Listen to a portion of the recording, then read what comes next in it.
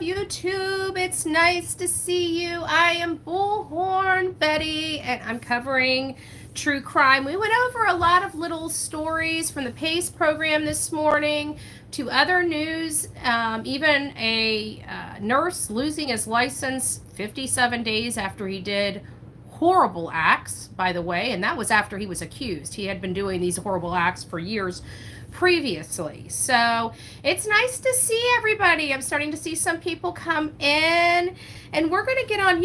I haven't done this in a while, but we have a Facebook group that's called Justice for Sebastian Rogers.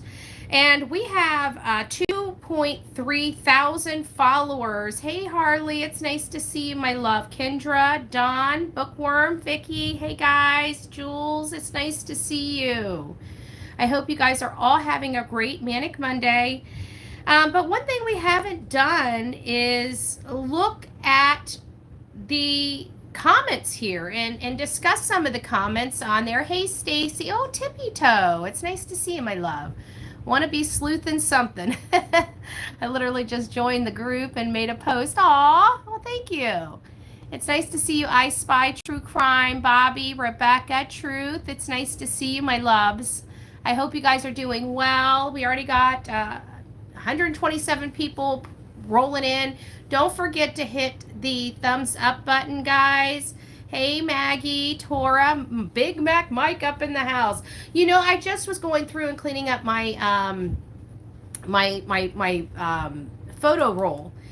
And remember those burgers I found, the stools in the store? I deleted the photo today. I was thinking of you when I did that. Not when I deleted it, but when I took it. I remember taking it. I'm like, oh, I got to send this over to Big Mac Mike.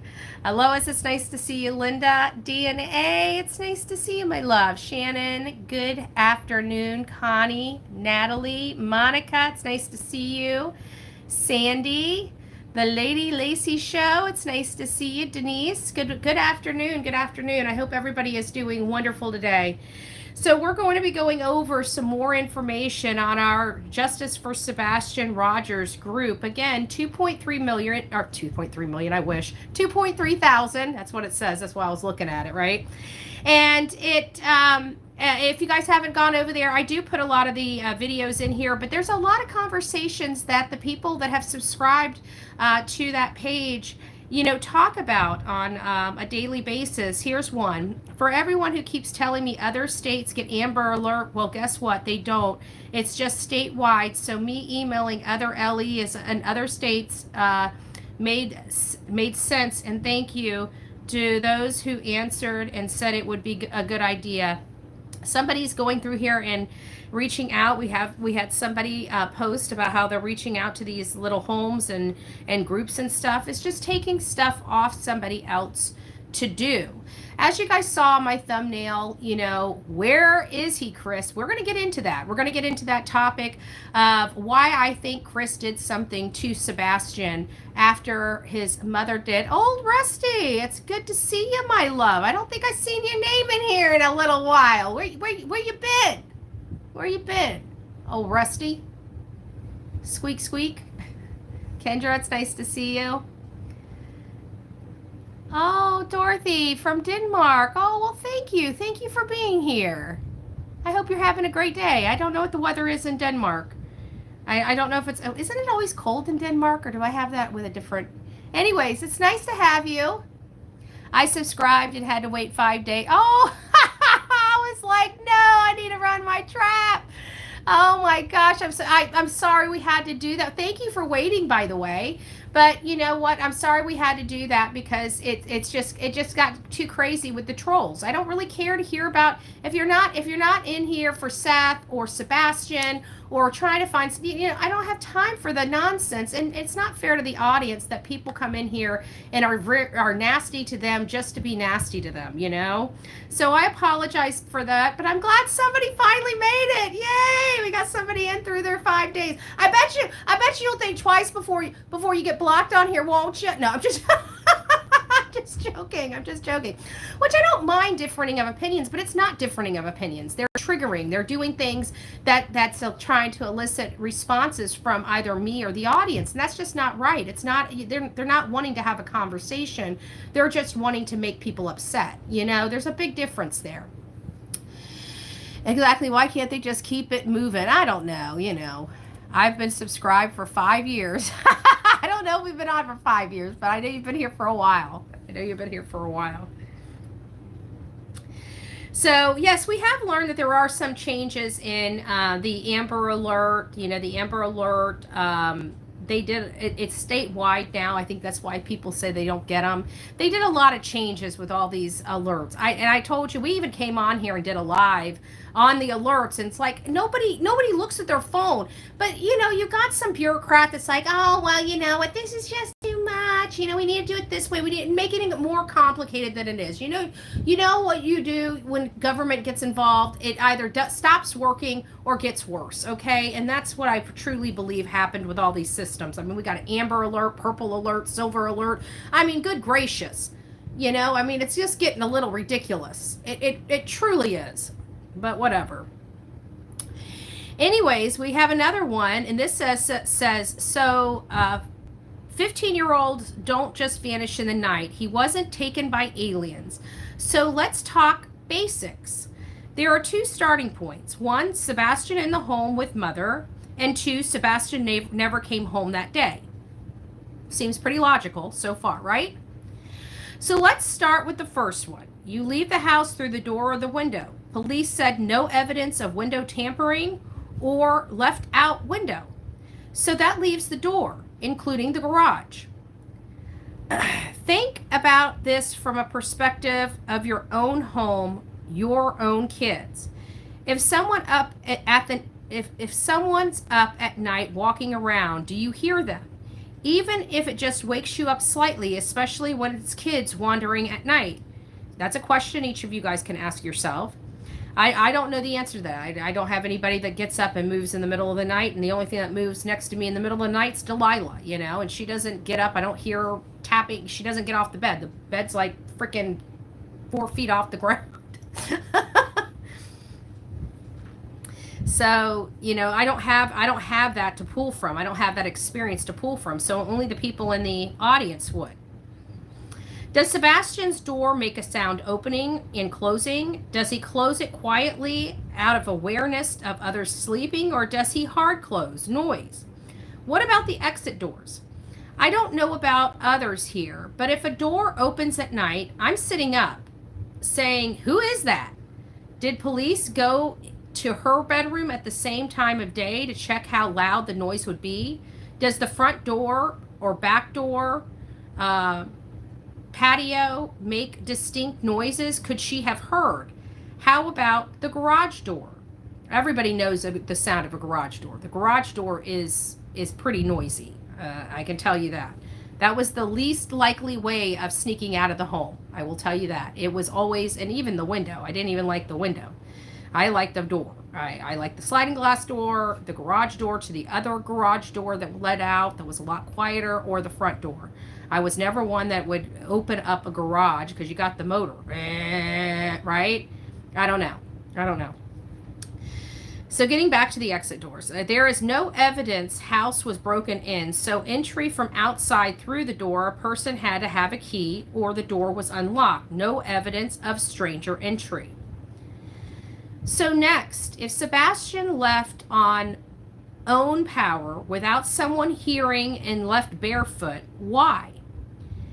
Kids do crazy stuff sometimes. We all know that.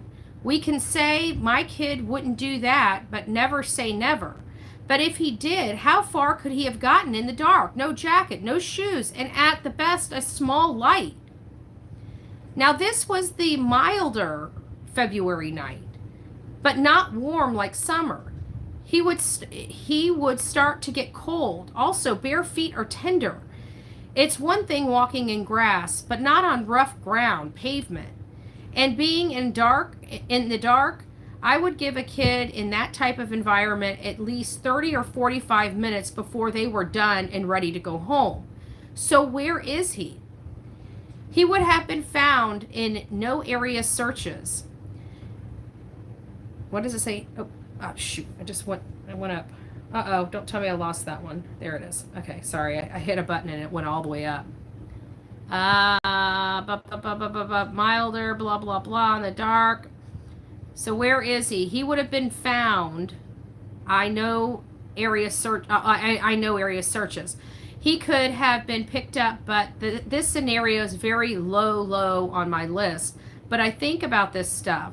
You ever run out to your car or mailbox in the night barefoot on a cold night without a jacket?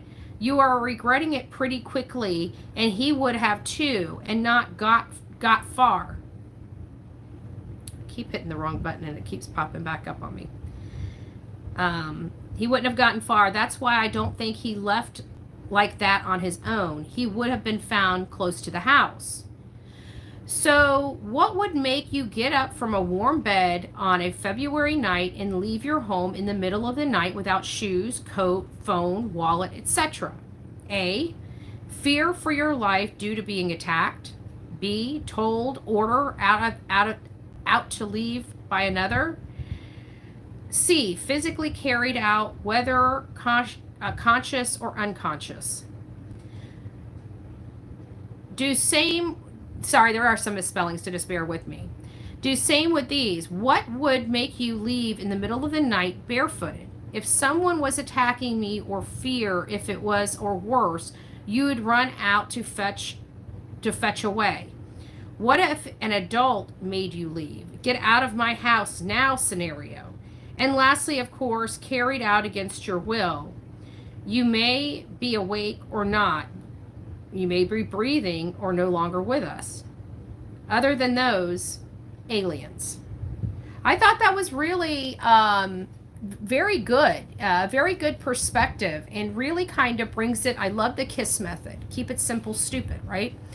And I think that this is, even though long-winded, it was basically KISS, keep it simple, stupid. There's 2 points, there's 2 starting points. Sebastian is in the home with his mother, or Sebastian never came home that day. Either way, he was still in his mother's care, right? If he never made it home, then mom is responsible. If he made it home, mom is responsible. No matter how you look at this, Katie was responsible somehow, some way. Now, you talk about the windows and doors. I don't believe, it seemed awfully funny that they adamantly professed that the garage door was not used. Did you guys remember that? They wouldn't even entertain Sebastian going out the garage door, which was awfully weird to me. I mean, they don't, because at first it was like he went out the door, and we're like, how are they coming up with the fact that he went out the door? Because law enforcement is basically saying they can't figure out how he left the house. And we're like, well, if he left through the door, how do they not know how he got out of the house? How would they not know that? He left out the door. And so somebody had pushed Chris and Katie on that. And I remember Chris saying, well, it was the process of elimination. He wouldn't have been able to go out, and he started going through all the other doors and how they would require a key to be locked, and they were locked the next morning. So that's why he didn't feel that he went out. So we learned very quickly, nobody saw this child leave the home, that they were just assuming and speculating, which is what Chris is adamant on just about every live that he refuses to do. But he didn't mind speculating that Sebastian walked out the front door. And it sounds so odd, because why was he so adamant? He was never in the home when all this happened, allegedly. He was, 3.5 hours away, sitting in Mississippi, for my understanding. And Katie was the only person in this house with this child. And she adamantly states that all the windows and doors were locked. Why didn't Chris question her? Like, how did he get out if all the doors and windows were locked? They don't even act like they had that conversation. Like, how did this make sense to any normal person? I mean, as soon as we started realizing that they never saw this kid go out, that they are actually speculating and theorizing themselves, right? They're assuming that that's what happened. But why would they assume that when he's never done that in the past? And furthermore, why did the entire family ask for the community to go out there and help search for Sebastian, but they failed to come out and help? The entire family. We're not just talking about Chris and Katie. We're talking about grandparents immediately leaving and going to Alaska, the furthest place away, which, quite frankly, seems odd, right? It seems a little twisted, because any other normal family, blended or otherwise, you have a child missing and you live only 20 minutes away from that child, then you would think that you would stop and say, I'm sorry, family comes first. We have a child. My son's stepson is missing. We can't go on any trip. We need to stay here and help find Sebastian. So they run off. Then on the 27th, February 27th, we got Aunt Melissa writing about how everybody's been out there looking in the woods since 6:30 in the morning. Everybody, please come out and help. The whole family has been out there searching since 6:30 in the morning. That's not true. Do I have that? I know somebody sent that to me. Let me see if I can just type her name. Melissa.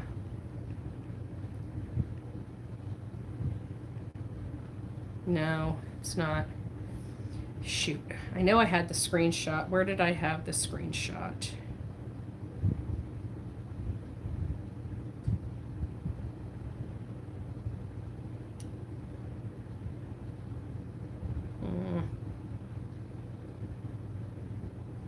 Dad burn it. Dad burn it, Dad burn it. I hate when I can't find the stuff I'm looking for, but we go through so much on the emails. I try to star them, but you know, it doesn't help all the time. So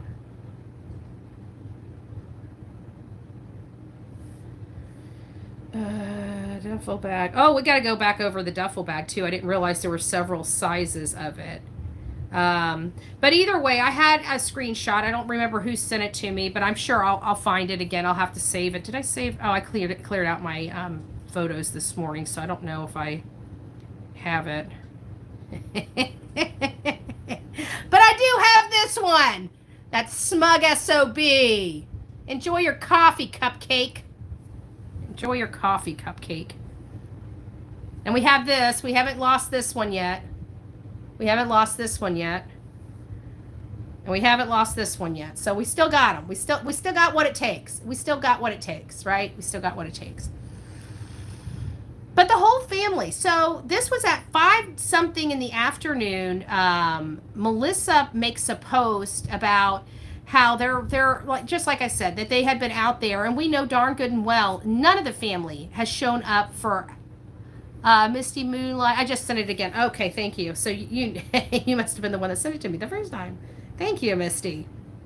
Thank you. Yeah, I'll read it. Thank you. God bless you. I'll read it verbatim. This is February 27th, 2024. Oh, excuse me. It was 5:52 a.m. Listen to this. Hey, everyone. This is my nephew. She calls him his nephew. I don't know any of Chris Proudfoot's family that actually treated him like family. We're not even going to go into the despicable things Terry said in a public post. Hey everybody, this is my nephew. He is high-functioning verbal autistic. He walked out of his house in the middle of the night with his glasses, a small flashlight, and no shoes. We have been searching since 6:30 a.m. yesterday. We have been searching since 6:30 yesterday. They are searching the 10 miles around his house, but I'm worried he may have gotten into the back seat of a car and fell asleep and woke up after someone got to their job and got out of their car. It's possible. I'm trying to think outside of the box to help find him. Ugh. It's just so hard. You never know how kids think. Please keep a lookout. Thanks. They had been searching. Do you see? Notice how we have been searching since 6:30 a.m. yesterday.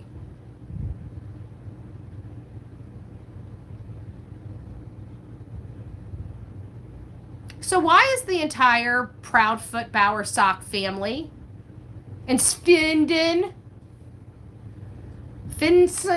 family lying? Notice it's posted at 5:52 a.m. Yes, the very next day, that February 27th, implying that they have been working around the clock searching for Sebastian. And we know that her mother was in there at Sebastian's house talking about selling jewelry and her vacation. It didn't seem like Sebastian was the priority, but she definitely wasn't searching. She was sitting in a house talking about inappropriate things when a child was missing. Just saying. Just saying. So it does make me wonder why the entire family lied. Stay on there next, BHB. Well, you know, it's not even, it's just about constantly, because there's so many people out here with misinformation that wants to change because whatever reason, they just don't like me so much that they're going to be loyal to two despicable people, right? Two despicable people that I absolutely believe broke the law, harmed Sebastian, and then hid the evidence of that. That is what I honestly believe happened. And nobody's going to take my opinion and my belief away from me. They're not going to be able to beat it out of me. Okay? This child, there's no evidence that this child walked out of this house. The entire family was absent. Absent of any searches for this boy. And then, when you called them out on it, they packed up their camper and fled. What other word do you use to describe what they did? They fled the scene. They fled the scene and tried to justify it. Well, we had to get back to work. What work? Your husband's job told him not to come back until this situation was taken care of. They ran away. They fled the scene. Let's call it what it is. Let's call it what it is. Nothing these people have done anything but hurt the efforts in finding Sebastian Rogers. They have not helped one iota. They have not tried to assist one iota. All they have wanted to do was be in the know so they knew who to block and who to stalk. I don't believe the Bowersocks took the body. I do, however, believe they left for Alaska to keep from getting arrested if they found Sebastian. Just saying. I also don't think Sebastian's whole anymore. I think this is a little bit harsh. I think he became ash before being placed in the water. That is why the dogs picked up the scent, yet they found no body. I think there's more with it because that happened right after he disappeared, and Chris Proudfoot disappeared for 17 hours. But it's kind of funny that this contributor made that statement, and I'm sorry if Seth is watching this. I know this has got to be some, hard stuff when you hear that. I didn't know I was going to read that. I would have been a little more cautious. But my cousin, the one in the Army, was talking about how it takes about 45 minutes to make an incinerator. Or no, it takes about, I think he said like less than an hour to make the incinerator, and it'll take a full man's body down to dust in a matter of, I think he said 45 minutes to an hour, if I'm not mistaken. And it's just getting a barrel and hooking a pipe to. He was explaining it to me. He said he learned it in the Army, so I don't know if that's something that they learn in the Navy as well. But when I told him it was Navy, he said you need to look at more water. More water. That's his comfort zone.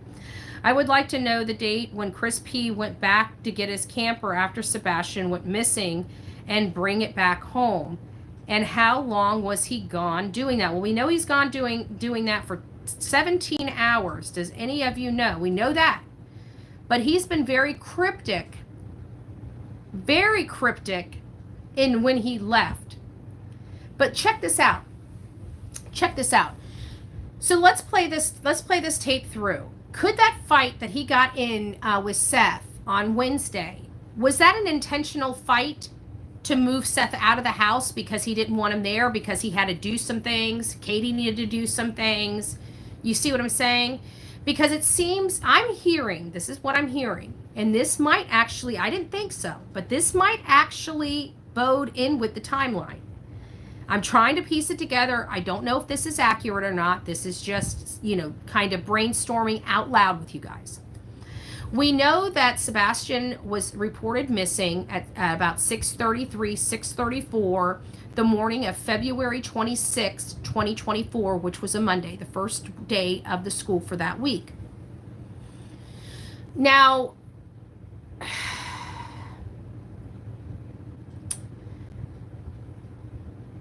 Seth came over there. I want to say he said he was there about 8:30. He was there before 8:45. So anywhere between 8:30 and 8:45. Neighbors had already seen Kathy and her mother-in-law, Katie and Kathy Bowersox out there. Katie Proudfoot and Kathy Bowersox out there as early as just a few minutes before 8. Seth comes in anywhere between 8:30, but definitely there by 8:45.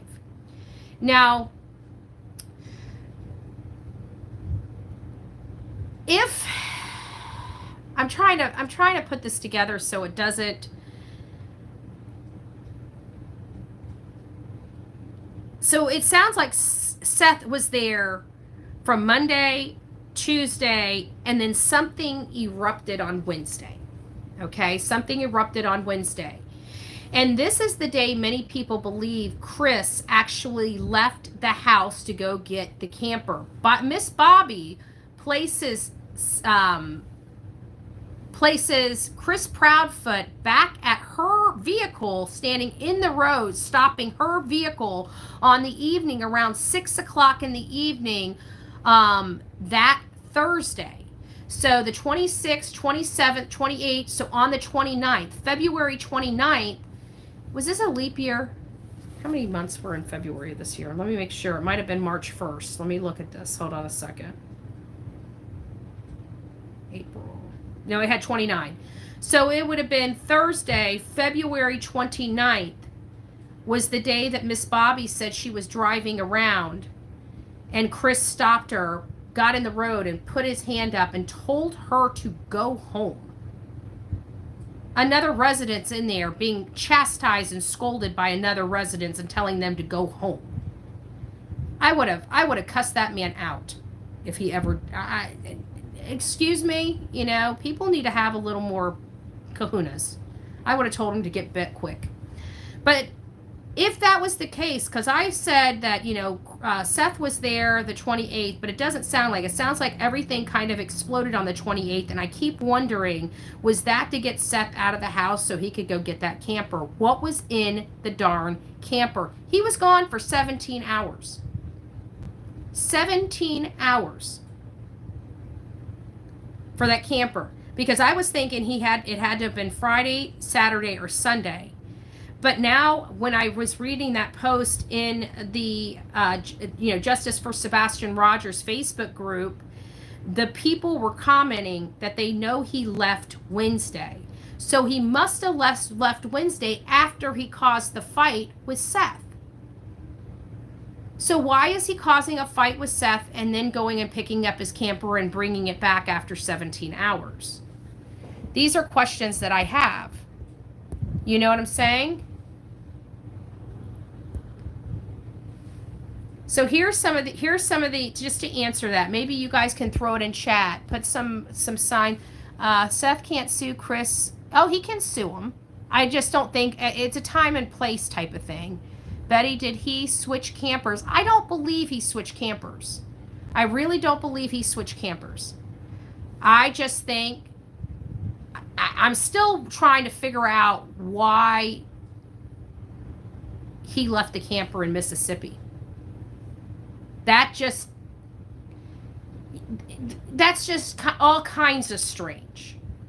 He wasn't going back to the camper, He wasn't going back to the camper at all. We had heard from posts on social media, from posts in different Sebastian groups, that they weren't going back there. So, when I was there for that day, I went there, and you could tell I went there at night and I went there in the morning. And it didn't appear that it was any activity, and this would be on a work day. So it doesn't make sense that they would just leave it there. And I hear to have that camper there for the month is like $1,000, y'all. And how many months has it been there? Now, I could be wrong. I didn't look into the fees or anything, but I'm hearing that it could cost up to $1,000 a month to stay there.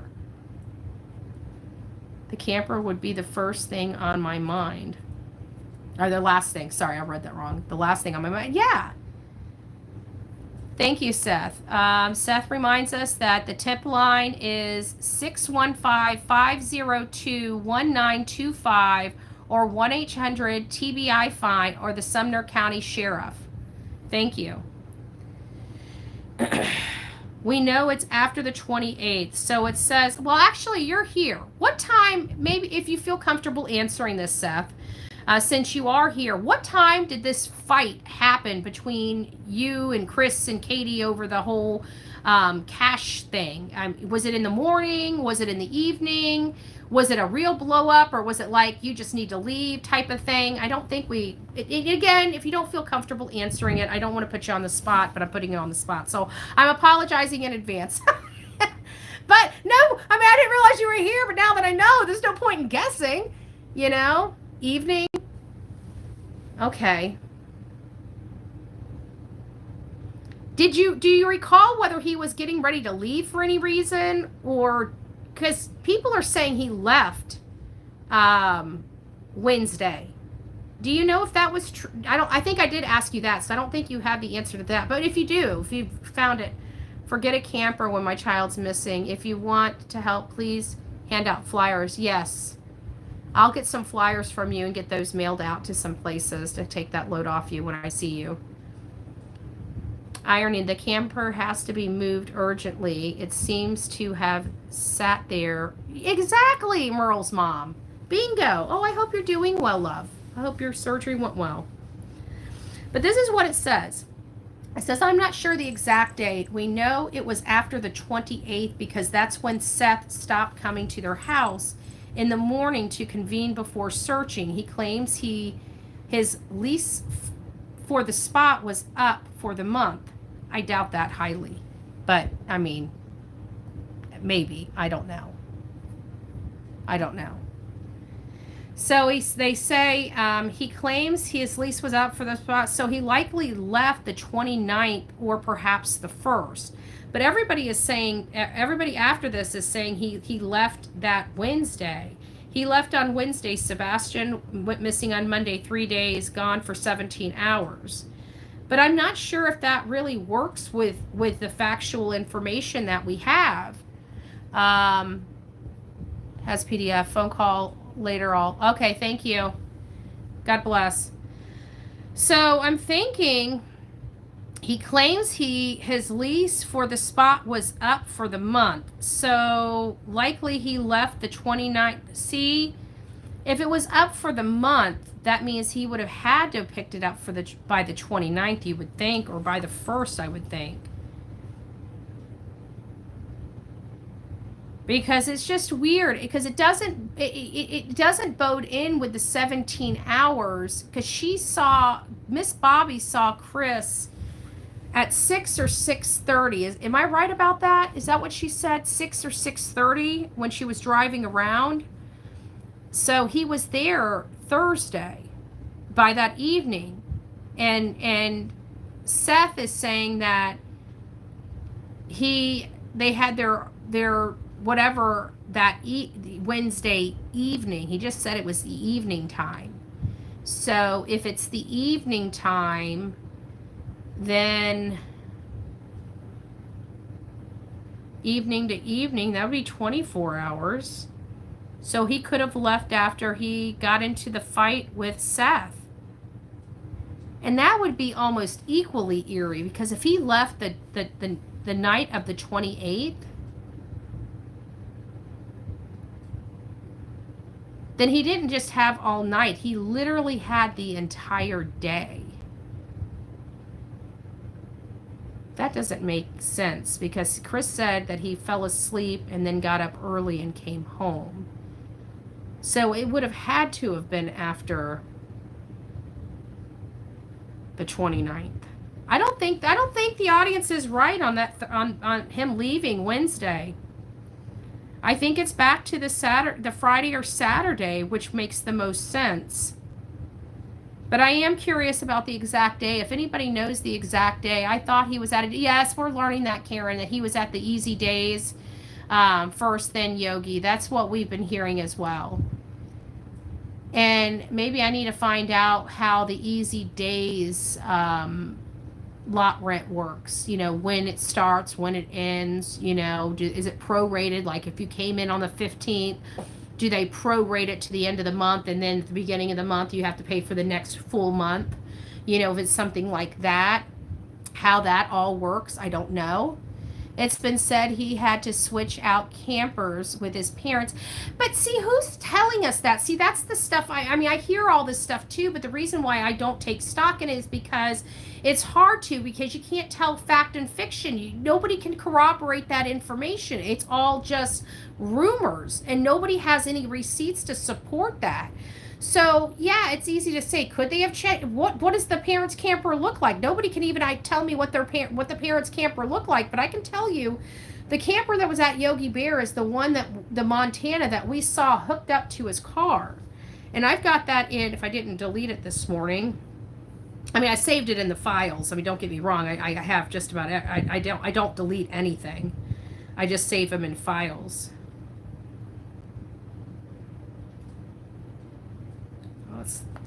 We need to do a debut on another update on Layla Santinello. We haven't talked about her case in a really long time, and I know she's still missing, and I need to reach out to her mom and you know, get an update. I kind of just left her. I haven't talked to her in a really long time since like her 1-year milestone. I've been so busy and so consumed with this case.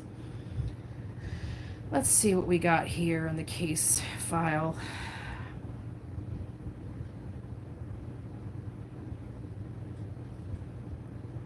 Images, movies. I guess that would be my images. That's really where it is.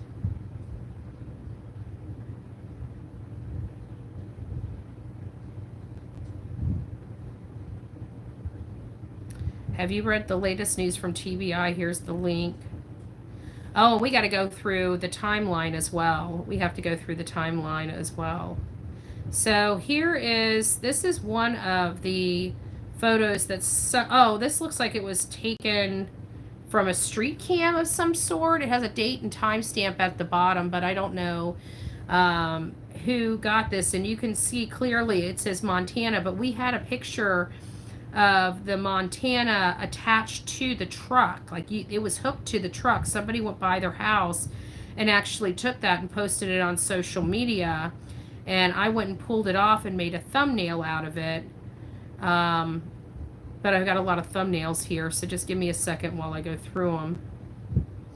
But one, you can definitely tell it is it's their camper that's attached to it. It's a Montana. And it was there at the Yogi Bear for a significant amount of time. And I'm not sure why they left it there so long. And I did hear through the work we were doing, I don't see it. I must still be in my phone. I'll have to find it. The work that we were doing, I didn't see any change. And when I was there a couple weeks ago, it appeared to be the same Montana. You know, but Katie and Kathy have similar vehicles. You know, would it be so unreasonable to think that they might have matching campers? If they do, I'm just going to flag that as that's just weird. I don't know what else to use other than that. The back window is rounded now, Rose. I want to be, I know in my own situation that there's definitely a person of interest in my case, but unfortunately there were never enough evidence because the people who know wouldn't come forward. Collection of Pearls covers the differences in camper. I would have to find the live. But how are they confirming that there was a switch is the question. Because, you know, these campers have serial numbers on them. They have, you know, it's different license plates. I mean, they have different numbers on the side. You know, you have to register them, and the registration has to be placed on the side of it. Lisa B, always be nice. Something, what we do have. Why is something going on, or that the person acting up? After staying here, Karen, I would be embarrassed if I had been working on something for 6 months and had nothing.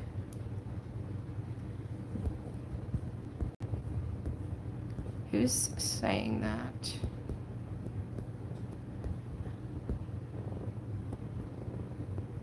I don't know. I don't know what they're talking about. They said that they were switched because of the back window and the part of the camper looking different. The back window. What happened with the back window? I mean, this would be like highly suspicious if it was true, but you know, I can tell you filming, you have to look at the angles. And I would, in a Montana, just like the back end of the Infinity model brands of line of vehicles, they all have similar, not all of them, the larger, more full-size SUV has the similar hatch from, say, like the QX80 and the QX60. You know, they're similar in build, just a little bit different. But the hatch appears to be the same type of curvature of the hatch from make to make. So it seems a little odd that the back window would be different in one Montana but not the other. Usually when you have a window that's drastically different, it's a different brand of RV, because the reason why they build them the way they do and they keep models is so they can buy different things in bulk and put them into multiple without having to do too much, you know, the stock being all the same. I don't know. The management would know at the campground if it was removed and another one brought back in. That's true. That is true. But could the change have happened? I don't know. I don't trust, it doesn't really matter. I don't trust Chris and Katie. No matter how you look at it, I don't trust them. Guys, don't forget, please give me a thumbs up. Don't forget to share, like this, comment when this ends. You know, we work very hard on this. We bring up conversations. We're going through our Justice for Sebastian Rogers Facebook group. There is a vigil that is going on, and that vigil, I know I had it up and then I took it down, not took it down on here, but put it somewhere in my phone. And I did end up finding it, and it was way, way, way up at the top, and I'm like, how in the world did I miss that? I don't know how. I've done a lot of work on this. But it's February 25th, and it's at, dad burn it. Give me a second, let me find it again.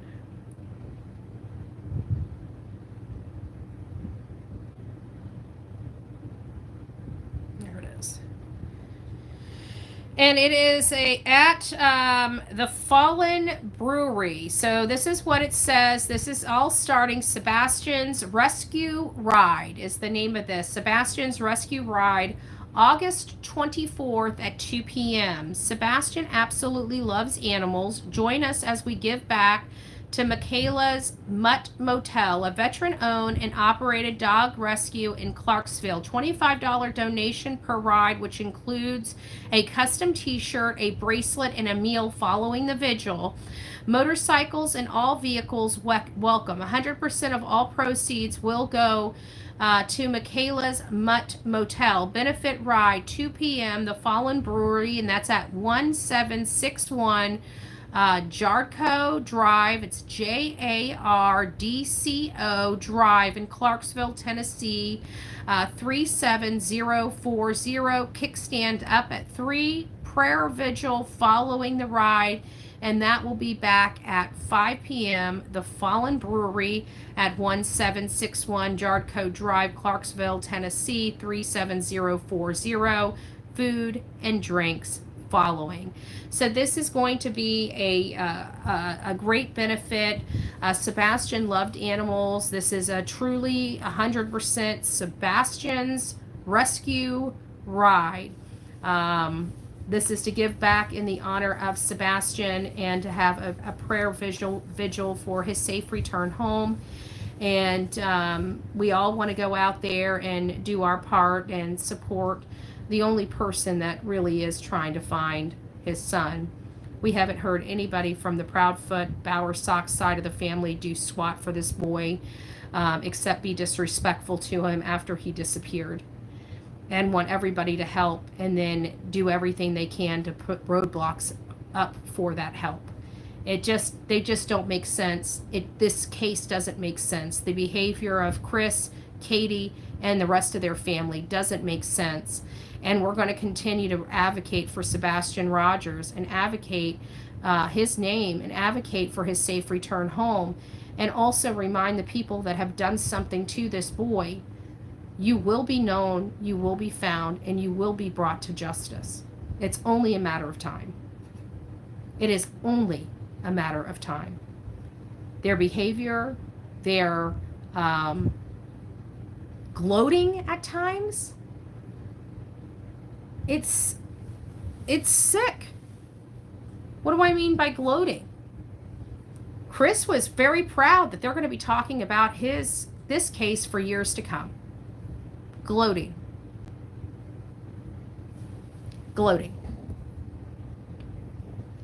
They are saying in chat that there are back window differences. And there might be, but we need to know what model the Bowersox have compared to the model that the Proudfoots have. Nobody's brought any of this up. Nobody's been able to show a squat. I mean, all right, so it's their theory. Okay, so we'll pass it off, but there's no way to corroborate it. I can't use stuff I can't corroborate, and it's like, everybody keeps saying this stuff, but where can somebody send me it? Maybe I missed something. We'll start it off like that. Maybe I've missed something. Send it over to me, but it doesn't make sense that they're going to have their mom. Well, maybe that's where the camera came from. Remember, everybody thought Chris installed a camera on their camper. Maybe they didn't install the camper. Maybe they replaced the camper with his mom's camper at that time, and everybody just thought that they installed the camera on their camper. I mean, I don't know. He switched campgrounds, so if he switched campgrounds, they wouldn't be aware of CP switched RVs also. That's true. That is true. Justin went way back and viewed videos and pictures from then till now, but I couldn't what he was talking about. Yeah, I'd like to see it. If somebody has that, circle it for me. I don't know what we're talking about. I think something I said was misunderstood. I didn't wait 5 days to be trolled. No, that's okay. Just let it go. I think somebody did take something wrong. I think it was just a misspelling or something like that. Don't worry about it. Different years are like cars. Different years just like cars. Okay, but he went to a different campground. Yeah, we do know he went to and I didn't go and see that easy campground. I might go there the next time I go to Mississippi. But honestly, it was so cold in Mississippi and around the Memphis area that I don't think there's going to be, I'm looking for Sebastian Rogers. I'm not looking for anything else. I'm looking for Sebastian Rogers or if anybody saw anybody out in that area that saw Chris or Katie in that area in the time frame from February 25th to March 2nd and sees them on camera, I just want them to turn that footage over to TBI. So 1-800-TBI-FIND. That's all I care about. But as far as feeling like Sebastian was there at all, I didn't, it was too cold for me. Okay? It was too cold for me. I just don't think that's a possibility.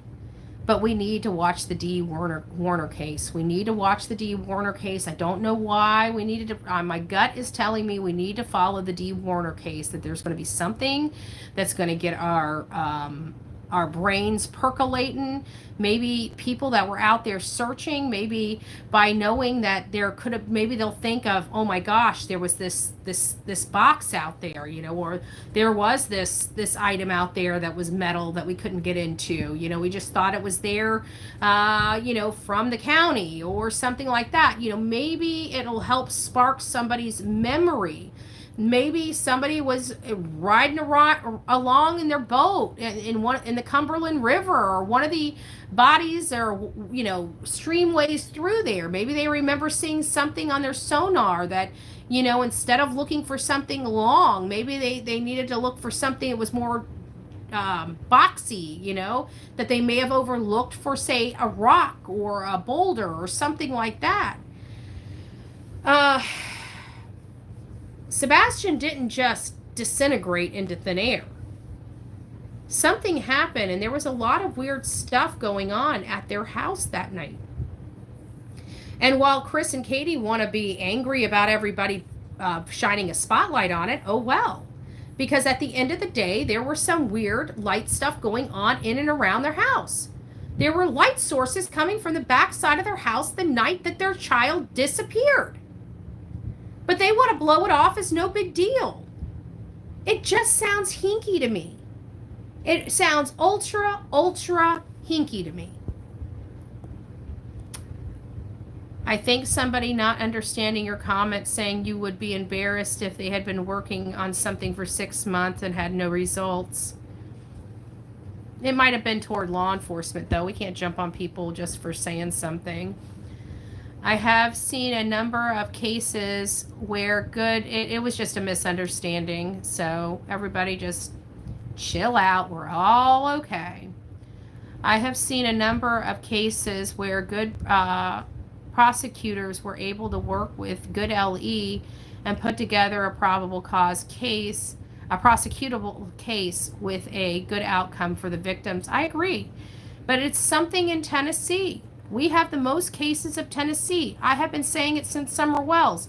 The only thing you're getting done in Tennessee is if they find the body, or there's a family member pushing to get the certificate of death, right?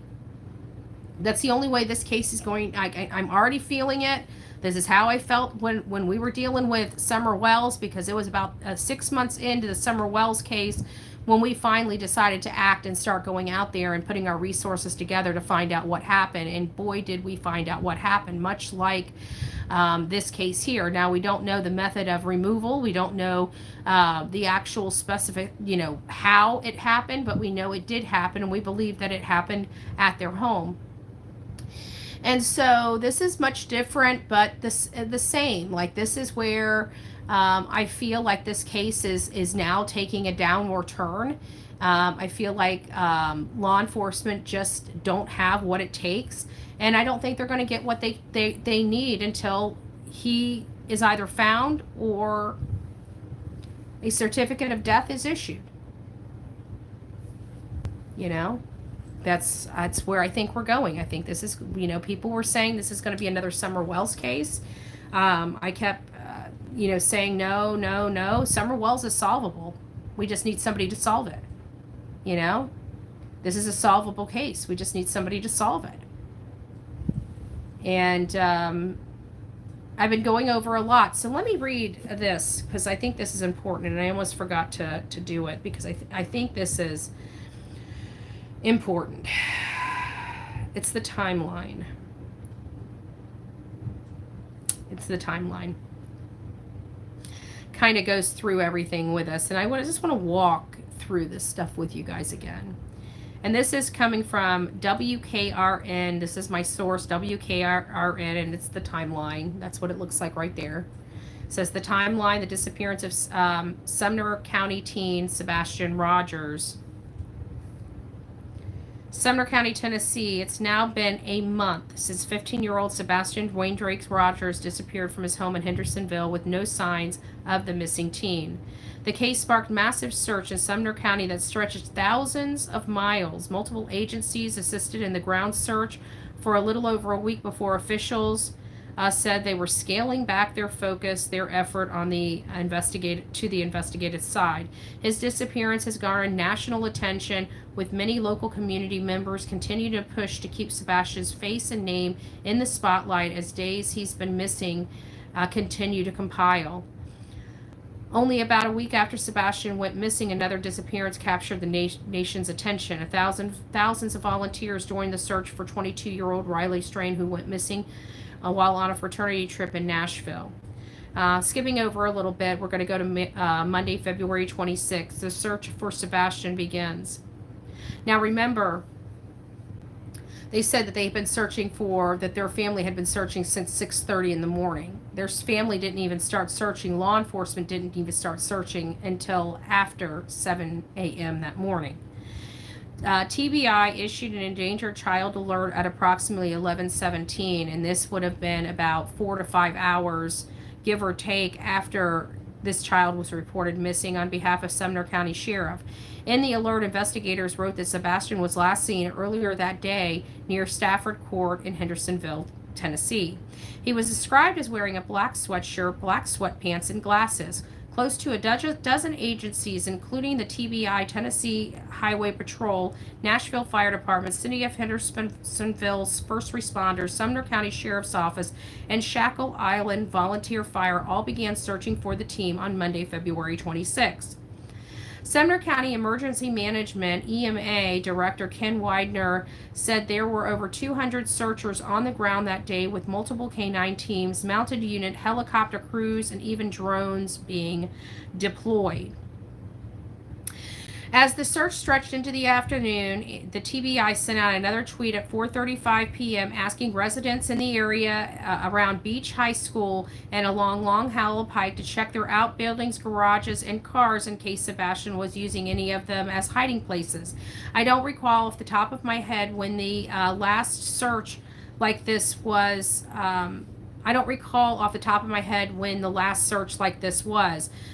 Deputy Eric Craddock with the Sumner County Sheriff told News 2. Obviously, this one is exponentially more important, being a child who does have autism. So that tells me right there they don't have a lot of these type of cases. The search teams cover a nearly 5-mile area radius in Beach and Shackle Island area. Now we're going to February. I'm only going to go up to March 2nd.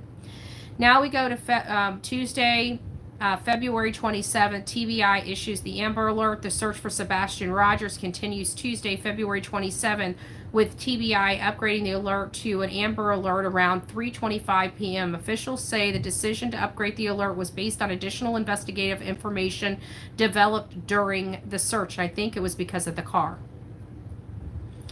The urgency of the search was already increasing as colder temperatures were expected to move into the area, and authorities were unsure whether or not Sebastian was properly dressed for the weather. It was cold the night he left. It was cold during their search efforts. This was a cold area with a boy that had sensory issues. Sensory issues. That means changes in hot and cold could, but it's not just that. He doesn't like dirt. He doesn't like bugs. He left without a jacket. He left without shoes, and it was cold out, according to his mother. Dozens of agencies continued searching and began employing unique tactics suggested by community members, such as playing Sebastian's favorite song, The Eye of the Tiger. A potential sighting was reported on Newman's Trail, but officials confirmed it was not Sebastian.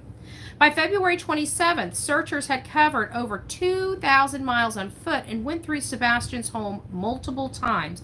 In a press conference, authorities continued to urge residents to check their surveillance cameras and report any possible information that could help lead to Sebastian.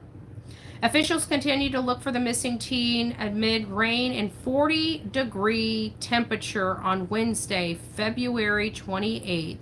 Due to growing public interest, the TBI put out a statement explaining why Sebastian's parents were unable to share more detail about their missing teen. Now, remember, Chris kept telling us TBI told him he can't say this and he can't say that. And TBI comes out and explains this. Now, I want you guys to hear this. TBI isn't saying this. They approached TBI to make this statement. Understandably, there is an interest in hearing. This is from TBI spokesperson right here. This is what I'm reading right here.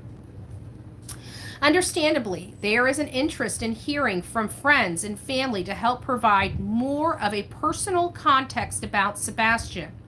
However, we have been requested by the family. However, we have been requested by the family to let local media know that they are not in a position to speak to or be available to media at this time. We have told them that while we would relay their message, it would be the decision of the individual media outlets and reporters to proceed as they see fit. I'll use that for my case. Thank you. So there you have it. It was never TBI. It's Chris and Katie.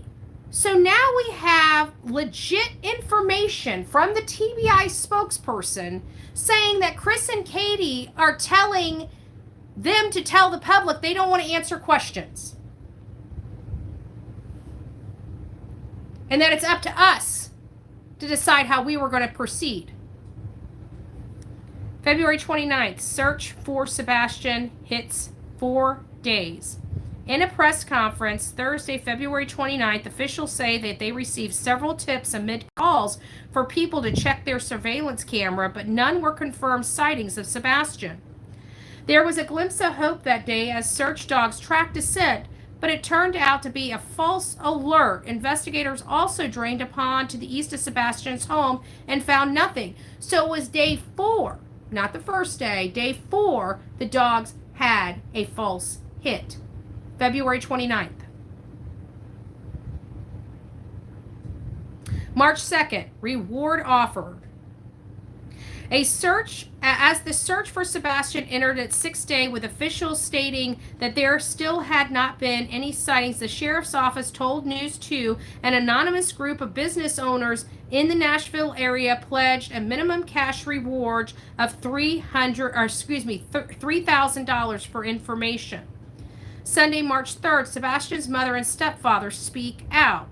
The reward information was raised to $3,500 on March 3rd, and Sebastian's mother and stepfather speak publicly for the first time that day to tell a podcast host more details about his disappearance.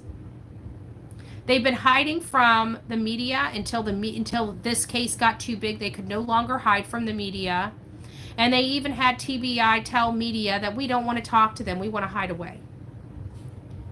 I've never heard parents begging for their son to come home while hiding. It doesn't make sense. It doesn't make sense.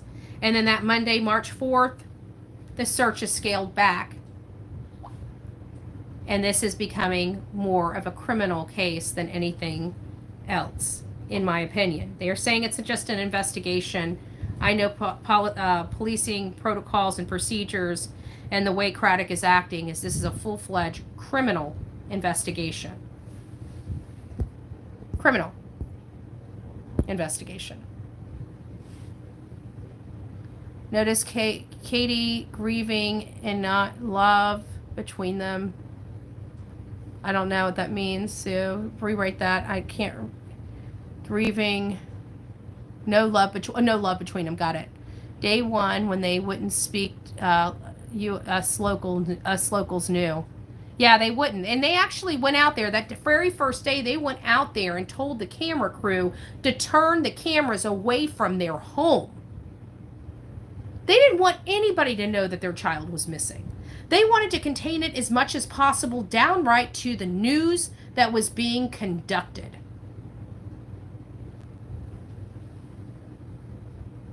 And they're trying to tell me I can't have my opinion. Let me tell you what my opinion is. My opinion is Katie did something to her son and Chris covered it up. That is my opinion. You're not going to change my mind. So I'm going to ask Chris, where did you put Sebastian Rogers? And why are you refusing to help look for him?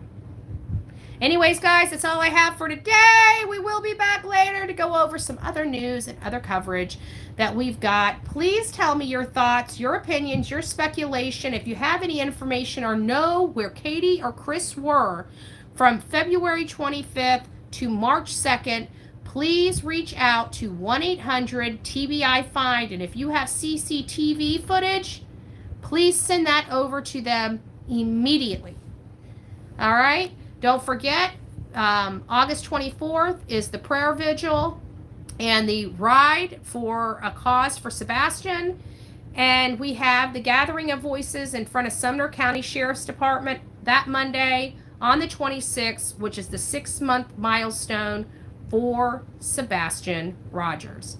All right, guys, take care. Don't forget to be fearless. If you see something, say something. An ounce of prevention is worth a pound of cure. But until next time, please be safe. But more importantly, please be kind to one another. God bless.